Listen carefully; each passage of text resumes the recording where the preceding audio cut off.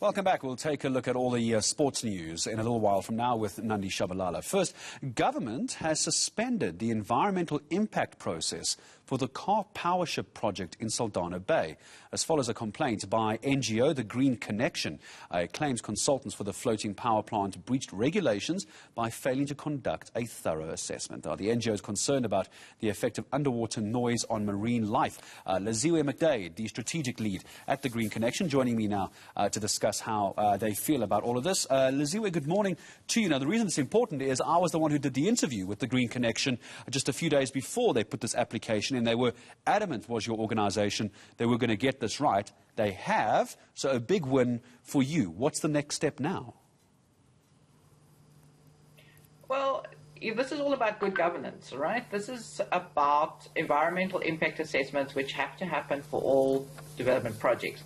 And what I think the win is, if we get this right, is that it sets up a block to shoddy work. And it means that consultants must actually do their homework before they come to department officials and say they want approval. Mm-hmm. And it's critical because in this particular instance, failing to do their homework would mean that if this, this Karpowership arrived and caused damage to the fish, the livelihoods of people on the coast would be destroyed. And it's not sufficient to simply say, yeah, give us approval, we'll monitor it as it goes on. You have to do your homework properly. Let's talk about what this means as far as holding up these plans for Karpowership are concerned, Liziwe. You're not saying that you don't want to have this. It could, of course, make a big difference for the country's energy supplies. But you're wanting this impact study to be done first. You're not against the idea of Karpowership, but you want to see the results first, and they must do, as you say, their homework first.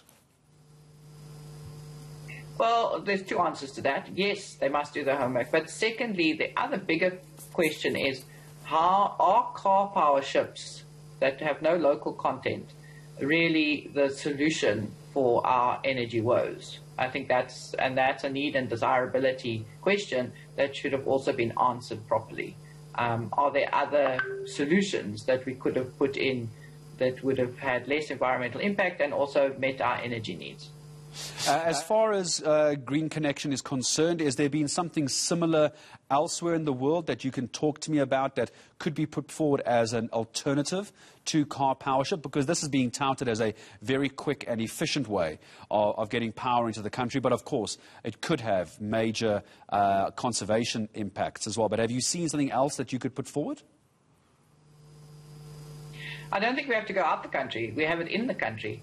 Some of the other bidders, the Karpowership took the lion's share, but some of the other bidders that came in used a combination of renewables and storage, and I think some proposed to use a little bit of gas on land, all of which has the same result, but enables us to also potentially create jobs and a local content level, and also will happen within the same time frames, according to the bid windows things. Let's talk about the actual impact that raised this concern. The impact study not done yet, but when we talk about the effect this could have, this negative effect it could have on conservation in the area, the biomes, and also you mentioned fish when we were talking about that. Just in the last minute or so I have with you, what is the concern around the environment with these ships coming in and out?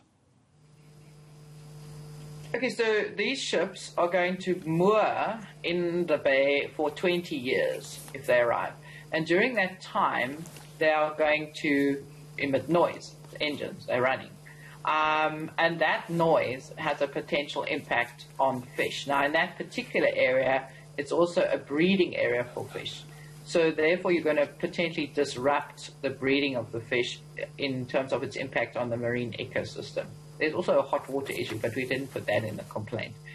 So what we have is that you would need to therefore do an actual study and look at what is the noise potential, what is the topography of Saldanha Bay, how is this going to impact on the fish, and from there you would then be able to inform the people affected, the fishers, to say, okay, this is going to be the impact. What do we do about it? Is there mitigation?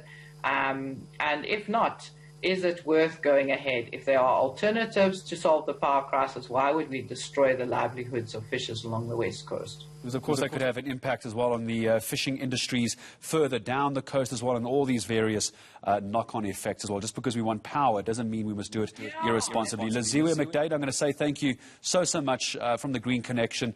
It seems a win, at least for the moment, about stopping Karpowership from just parking their ships off the shore of South Africa's coastline and causing potential damage. My thanks to Liziwe.